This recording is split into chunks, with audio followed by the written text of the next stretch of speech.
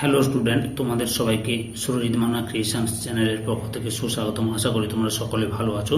আমি তোমাদের জন্য এই ভিডিওটিতে তুলে ধরছি 2024 সালের সেকেন্ড সামেটিভ ইভ্যালুয়েশন তথা দ্বিতীয় পর্যায়ক্রমিক মূল্যায়নের জন্য ক্লাস 5-এর পরিবেশের এক সেট প্রশ্নপত্রের উত্তর সহ আলোচনা করছি। এই প্রশ্নপত্রের সেটটি তোমরা পেয়ে যাবে প্রান্তিকের দেবাশিস মৌলিক সম্পাদিত প্রশ্ন প্রস্তুতির সেট নাম্বার 15 অর্থাৎ 15 নম্বর সেটের Pathra Joychandi SC high school HS এই স্কুলে যে প্রশ্নপত্রের সেটটি রয়েছে সেই প্রশ্নপত্রের সম্পূর্ণ সমাধান। তার আগে তোমাদের কাছে অনুরোধ, তোমরা ভিডিওটি পুরোটা দেখো এবং ভিডিওটি কেমন লাগলো কমেন্ট করে জানিও এবং ভিডিওটিতে লাইক দাও এবং শেয়ার করো। আলোচনা শুরু করছি। একের দাগে সঠিক উত্তরটি নির্বাচন করো। 1.1 দাগে পলাশ, পিয়াল, সোনাঝুরি এই সমস্ত গাছ পশ্চিমবঙ্গের যে অঞ্চলে পাওয়া যায় তা হলো রাঢ় অঞ্চল, মালভূমি অঞ্চল, পার্বত্য অঞ্চল। সঠিক উত্তরটি হল অপশন কয় মালভূমি অঞ্চল। 1.2 দাগে খোলসে, ন্যাদো, সরপুটি, খরসুলাকে আমরা যে নামে পরিচিত করি বা করতে পারি তা হলো লুপ্তপ্রায় মাছ, তারপরে জিওল মাছ, আঁশবিহীন মাছ। সঠিক উত্তরটি হলো অপশন কয়ে লুপ্তপ্রায় মাছ। এবার 2 দাগে 2-1 কথায় উত্তর দাও। 2.1 দাগে ম্যানগ্রোভ গাছ পশ্চিমবঙ্গের কোথায় দেখা যায়? উত্তর হবে সুন্দরবনে দেখা যায়। 2.2 দাগে হারভেস্টার যন্ত্রটি কী কাজে ব্যবহৃত হয়? উত্তর ধান কাটা এবং ঝাড়ানোর কাজে ব্যবহৃত হয়। 3 দাগে শূন্যস্থানে উপযুক্ত শব্দ বসাও। 3.1 দাগে ইংরেজ ও দেশীয় জমিদারদের অন্যায়ের বিরুদ্ধে লড়াই করার উদ্দেশ্যে বাঁশের কেল্লা বানিয়েছিলেন ড্যাশ। উত্তরটি হল তিতুমির বানিয়েছিলেন। 4 দাগে ঠিক বাক্যের পাশে টিক চিহ্ন এবং ভুল বাক্যের পাশে গুণিতক বা ক্রস চিহ্ন দাও। 4.1 দাগে পশ্চিমবঙ্গের পাহাড়ি লাল মাটিতে আতা, মৌসুম্বি, বরবটি, শিম, অড়হর চাষ ভালো হয়। উত্তরটি ঠিক। 4.2 দাগে বাংলাদেশের জাতীয় সঙ্গীত আমার সোনার বাংলা আমি তোমায় ভালোবাসি এর রচয়িতা বাংলাদেশের জাতীয় কবি কাজী নজরুল ইসলাম। উত্তরটি ভুল। সঠিক উত্তরটি হবে রবীন্দ্রনাথ ঠাকুর। এরপরে 5.5 দাগে ক স্তম্ভের সঙ্গে খ স্তম্ভ মিলিয়ে বন্ধনীর মধ্যে ক স্তম্ভের ক্রমিক নম্বর লেখ। ক স্তম্ভে রয়েছে শিশু দিবস, শিক্ষক দিবস, ডাউহিল। খ স্তম্ভে রয়েছে মহানন্দা, সান্দাকফু, জওহরলাল নেহরু, সর্বপল্লী রাধাকৃষ্ণন। তাহলে শিশু দিবসের সঙ্গে হবে সঙ্গে হবে জওহরলাল নেহরু অর্থাৎ 5.1। শিক্ষক দিবসের সঙ্গে হবে সর্বপল্লী রাধাকৃষ্ণন অর্থাৎ 5.2। ডাউহিলের সঙ্গে হবে মহানন্দা অর্থাৎ 5.3। এরপরে 6 দাগে সংক্ষেপে উত্তর দাও যে কোনো দুটি। 6.1 দাগে তরাই অঞ্চল বলতে কি বোঝো?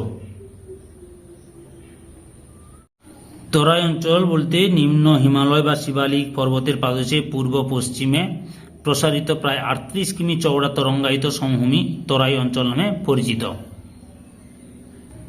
পরের প্রশ্ন 6.2 দাগে গরুমারায় কোন কোন পশু দেখা যায়? গরুমারায় একশৃঙ্গ গন্ডার, চিতাবাঘ, ভালুক আছে, হাতি, বাইসন আছে। এছাড়া ছোট ছোট অনেক পশুও আছে। 6.3 দাগে নবদ্বীপ শহরের উল্লেখযোগ্য বৈশিষ্ট্য কি কি? নবদ্বীপ শহরটি ভাগীরথী ও জলঙ্গি নদীর মিলনস্থলের তীরে অবস্থিত। তাঁত শিল্প, কলেজ ও রেল স্টেশন আছে। চৈতন্যদেবের জন্মস্থান। 7 দাগে যে কোনো দুটি প্রশ্নের উত্তর দাও। প্রতিটি প্রশ্নের মান 3। 7.1 দাগে অতিরিক্ত রাসায়নিক কীটনাশক ব্যবহারের কুফল কি? বেশি রাসায়নিক সার আর কীটনাশক ব্যবহারের কুফল। 1 নম্বরে বেশি রাসায়নিক সার দিলে জমির উর্বরতা কমে যায়, ফলে ফলন কমে যায়। 2 নম্বরে বেশি রাসায়নিক কীটনাশক প্রয়োগ করলে জমির বন্ধু পোকারাও মরে যাবে, ফলে মৌমাছি, প্রজাপতি, রেশমমত, ফড়িং প্রভৃতির অভাবে পরাগ সংযোগ ব্যাহত হবে। 3 নম্বরে এছাড়া মৌমাছি, রেশমমত এর মতো পোকারা মারা গেলে অর্থনৈতিকভাবেও আমাদের ক্ষতি হবে। পাঠ প্রশ্ন টেকসই কৃষি ব্যবস্থা বলতে কি বোঝো?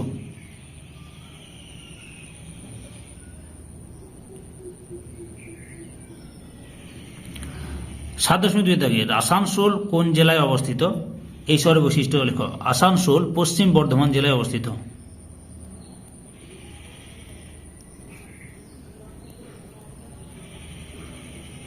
বর্ধমান জেলায় অবস্থিত। এই শহরের বৈশিষ্ট্য লেখো। আসানসোল শহরটি কয়লা খনি অঞ্চলের বড় শহর। 3টে কলেজ ও একটা ইঞ্জিনিয়ারিং কলেজ আছে। পাশ দিয়ে বরাকর নদী গেছে। বিখ্যাত ইস্পাত কারখানা আছে। এই শহরে ও কাছাকাছি অনেক শিল্প গড়ে উঠেছে। এই সেটের লাস্ট প্রশ্ন অর্থাৎ 7.3 দাগের প্রশ্ন, স্বামী বিবেকানন্দ এবং নেতাজি সুভাষচন্দ্র বসু স্মরণীয় কেন? স্বামী বিবেকানন্দ স্মরণীয় কারণ এখান থেকে লিখবে, স্বামী বিবেকানন্দ অত্যন্ত মেধাবী ছাত্র ছিলেন। তিনি ঈশ্বরের অস্তিত্ব সম্পর্কে জানতে দক্ষিণেশ্বরের ঠাকুর রামকৃষ্ণ দেবের কাছে যান। তিনি তার শিষ্যত্ব গ্রহণ করেন, স্বামী বিবেকানন্দ নামে পরিচিত হন। তিনি 1893 খ্রিস্টাব্দে আমেরিকার শিকাগো শহরে বিশ্ব ধর্ম সম্মেলনে বক্তৃতা দিয়ে খ্যাতি অর্জন করেন। তিনি বর্তমান ভারত, জ্ঞানযোগ, রাজযোগ প্রভৃতি গ্রন্থ রচনা করেন। তিনি বলতেন, জীব সেবায় শিব সেবা। তিনি জনসেবার জন্য রামকৃষ্ণ মিশন প্রতিষ্ঠা করেন।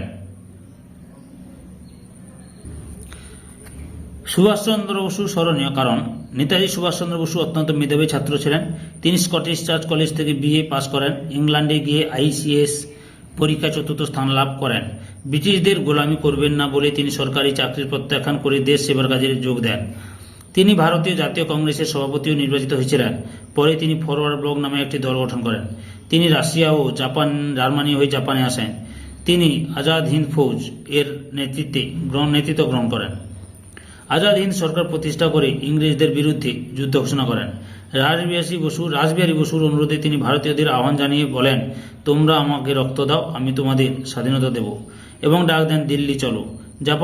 জাপানের সরকারের কাছে সাহায্য না পেয়ে আজাদ হিন্দ ফৌজ আত্মসমর্পণ করতে বাধ্য হন। সম্পূর্ণ ভিডিওটি দেখার জন্য তোমাদের সবাইকে অসংখ্য ধন্যবাদ।